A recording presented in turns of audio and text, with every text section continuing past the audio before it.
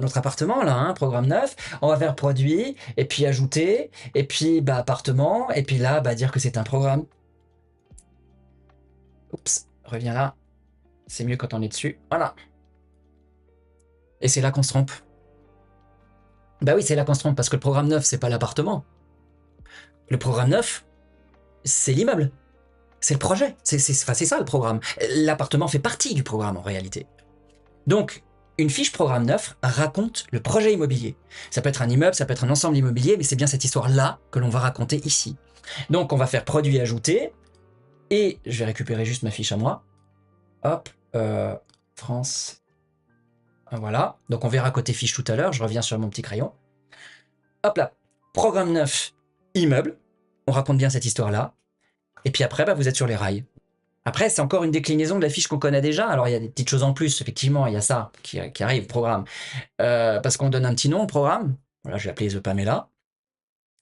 Pour ceux qui ont vu les vieux Happy Tips, ils auront la référence.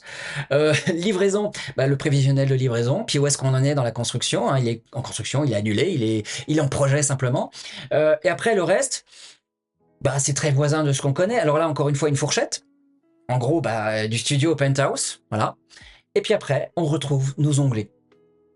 Il nous en manque. Eh oui, on n'a pas surface, on n'a pas information. En même temps, c'est logique, on n'en est pas à parler des pièces, hein, on parle de l'immeuble, donc c'est prématuré tout ça.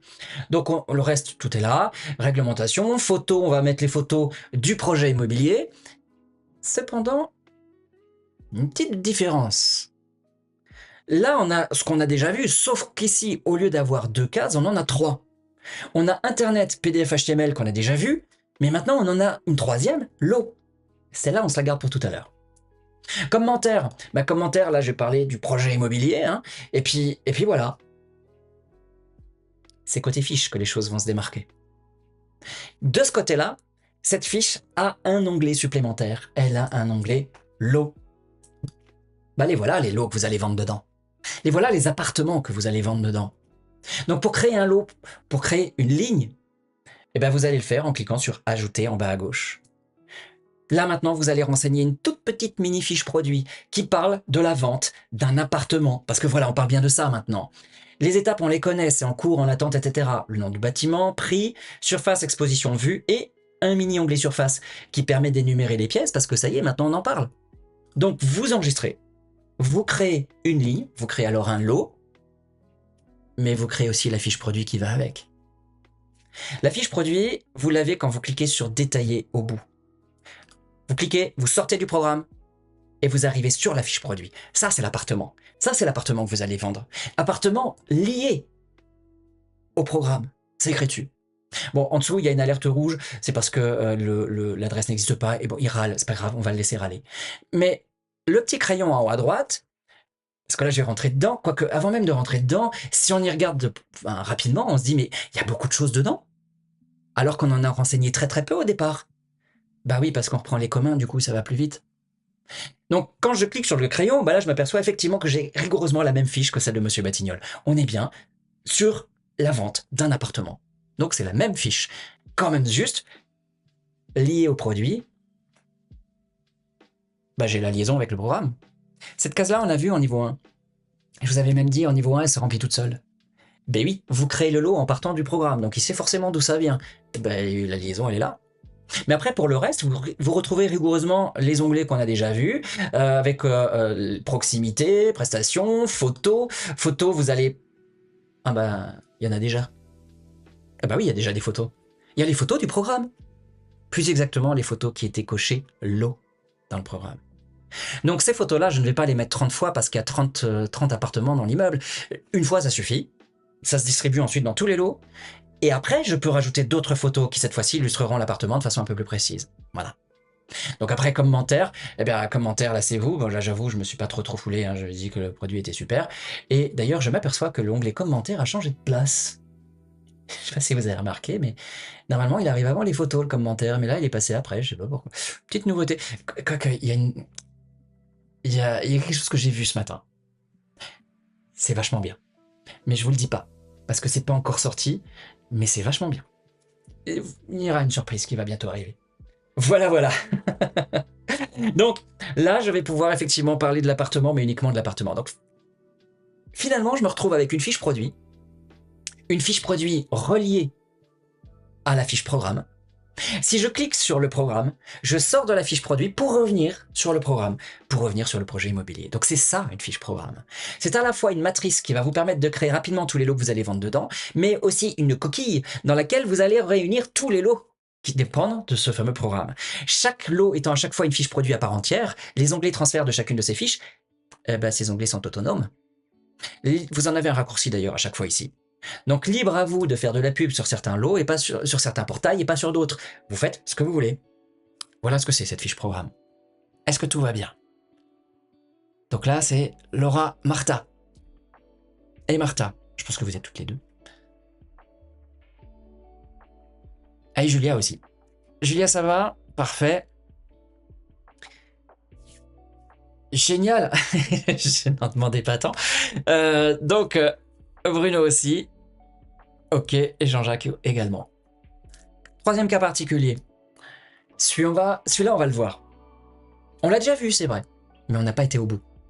Rappelez-vous, en niveau 1, on a créé la fiche produit, mais on n'a pas fait que ça. On a aussi créé la copropriété. On a créé la résidence, avec ce petit crayon ici à droite. Ok, on a créé la résidence. Ben, on crée la fiche qui va avec, bien sûr. Toutes les copropriétés que vous avez créées, vous les retrouvez là, dans Produits, Résidence. Elles sont là. Alors moi j'en ai que 2, vous en aurez très certainement bien plus. Hein. Donc ici, j'ouvre une fiche. Ça ressemble beaucoup à une fiche traditionnelle. C'est une fiche avec une petite variante. Hein. J'ai un plan à gauche, quelques informations à droite, et j'ai des onglets. Et les onglets vont me permettre d'enrichir les informations. Contact occupant. Tiens, je retrouve Monsieur Bonhomme. Et puis Monsieur Batignolles, qui est un propriétaire non occupant d'ailleurs. Il déménagera pas, lui, je sais. Comment j'ai rajouté ces notions-là? Simplement en cliquant sur Rajouter. Finalement, dans la copro, je vais rajouter des gens, des contacts, mais qui auront une certaine qualité au sein de la copro. Qui seront gardiens, qui seront locataires, qui seront donc occupants ou pas, qui seront membres du conseil syndical, qui seront le syndic. Donc, je vais me faire un carnet d'adresses quelque part, propre à cette copropriété, qui me sera bien utile pour la suite, parce que ça, in fine, ça devient aussi un outil de prospection. Produits, ce sont tous les produits qui font partie de la copro, qui se retrouvent là. Documents, il est bien pratique celui-là.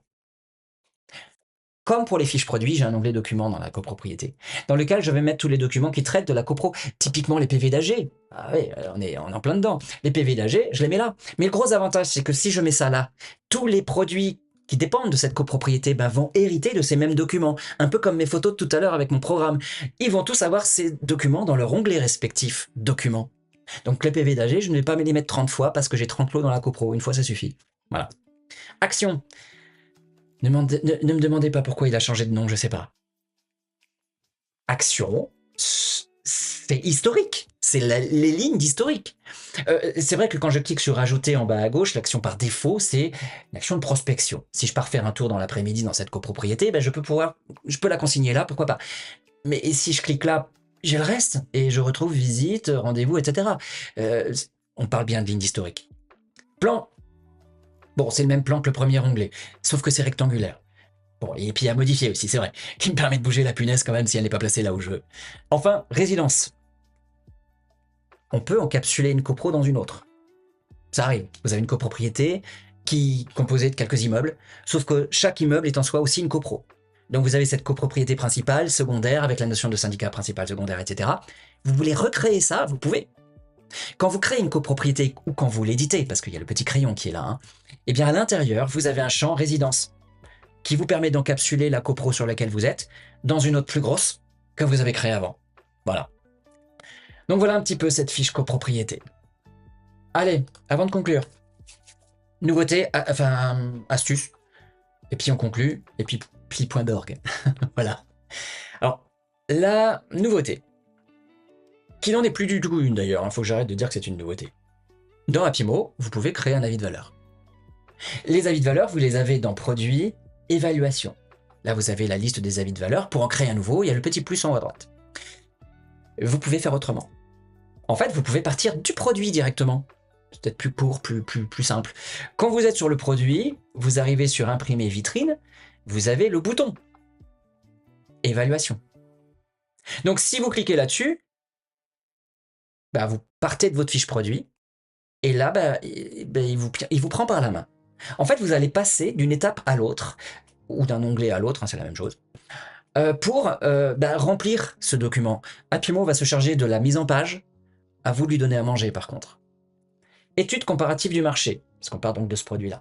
Lui, il est déjà allumé. On parle de ça quand même au départ. C'est mettre ce bien-là en comparaison d'autres, à comparer avec des biens que je vais trouver dans l'outil DVF, dans l'outil de pige, dans mon portefeuille. Si je clique sur outil de pige, d'ailleurs, il va me chercher des biens similaires. Voilà, donc se loger, etc. Si je veux rajouter ces biens à cette analyse-là,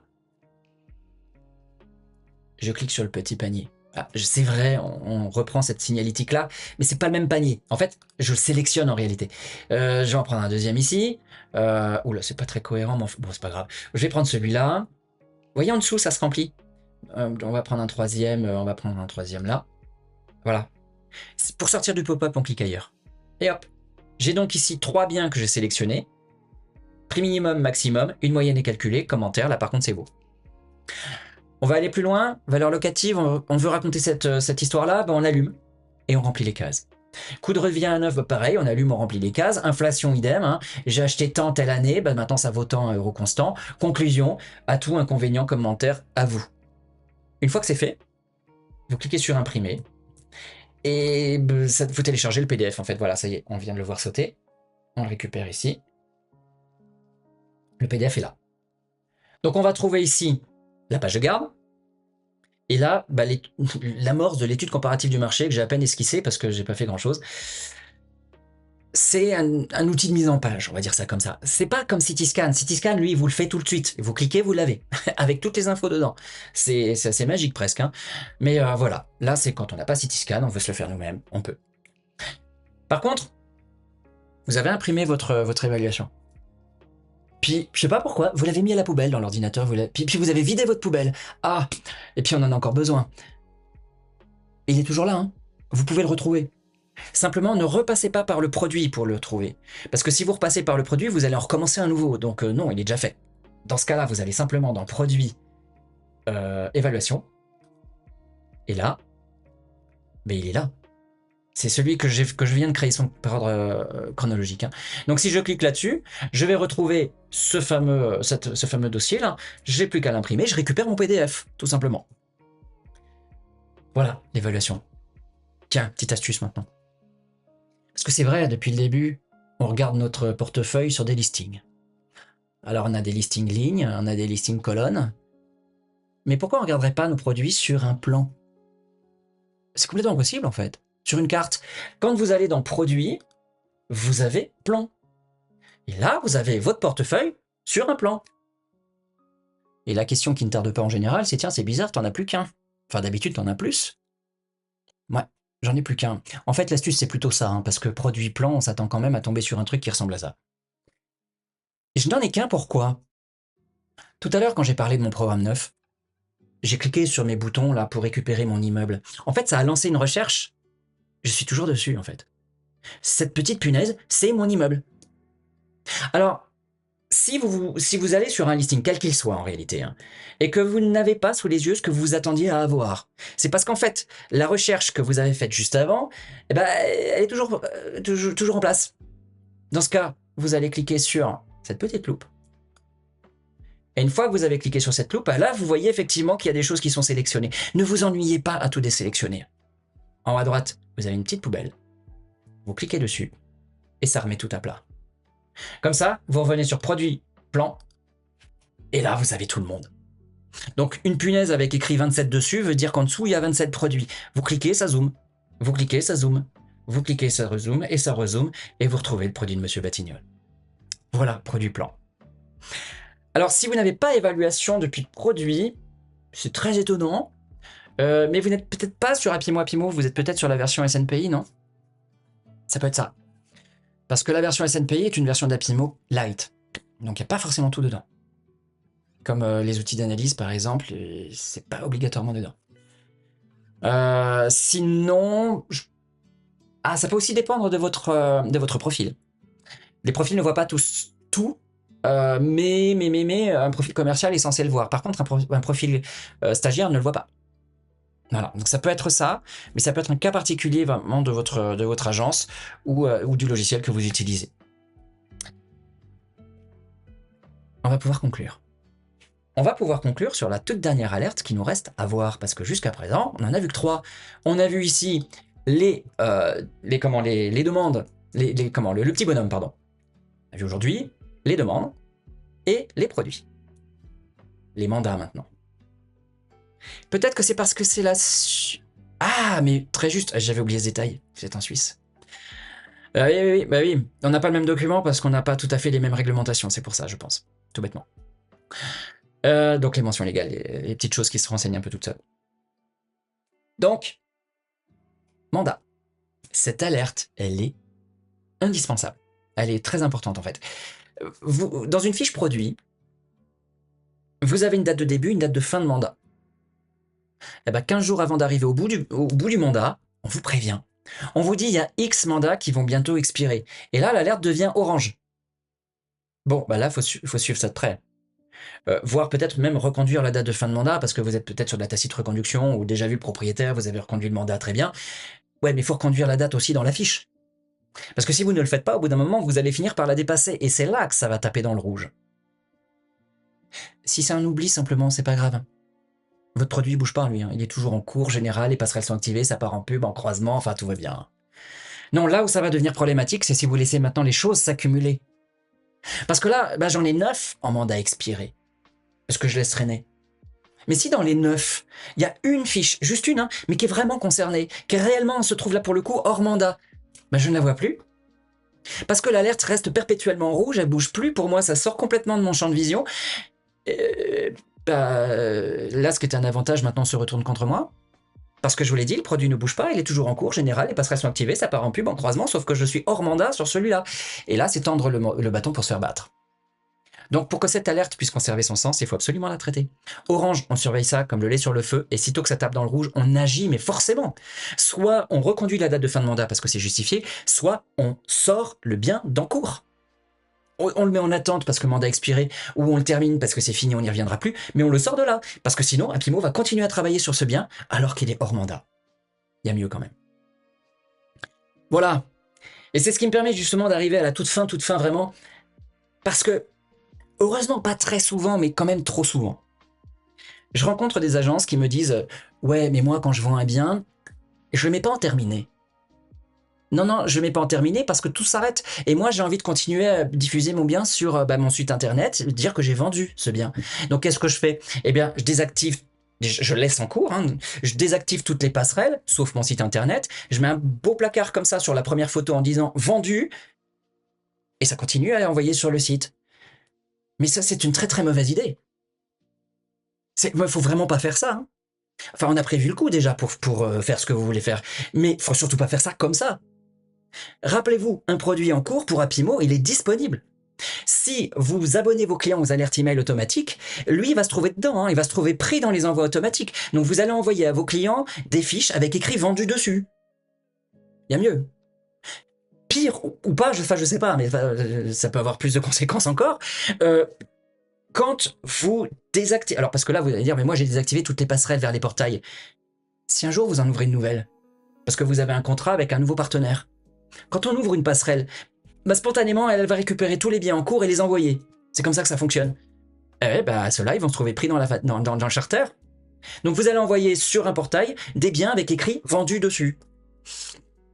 Pareil, il y a mieux. Donc, non, mais surtout pas, faut pas faire ça. Votre bien, vous le mettez en terminé vendu par l'agence, il faut qu'il soit comme ça, il n'y en a pas deux, hein, il n'y en a qu'une, vendu, loué par l'agence, terminé. Vous laissez la passerelle qui alimente votre site internet activée, et ça continue de diffuser sur votre site. Mais pas dans les biens à vendre, dans les biens vendus. On mélange pas tout, parce que pareil, hein, ceux qui font ça, ils mélangent les biens vendus et les biens à vendre, donc on se retrouve avec une constellation de biens vendus, puis tiens, celui-là il est à vendre. Donc on noie tout le monde, on les met dans les biens à vendre. Dans les biens vendus, je veux dire. On les dissocie. Voilà. Ceux qui ont des passerelles type meilleurs agents, pareil. Meilleurs agents, il y a meilleurs agents et meilleurs agents bien vendus. Il y en a deux. Eh bien, si jamais vous dites que votre bien, vous l'avez vendu, il passe pas dans les biens vendus. Donc, il y a une passerelle qui fonctionne à l'envers de l'autre. Donc, ça fonctionne sous le même principe. Attention, par contre, quand on diffuse un bien vendu, c'est pas à vie. Il y a la notion de raisonnable, qui est très vague, mais elle est là. C'est 2 ans, grosso modo, hein. Donc, de toute façon, meilleurs agents bien vendus ne diffusent pas au-delà. Donc, nous, on fait pareil. Pas au-delà. Pas au-delà de 2 ans.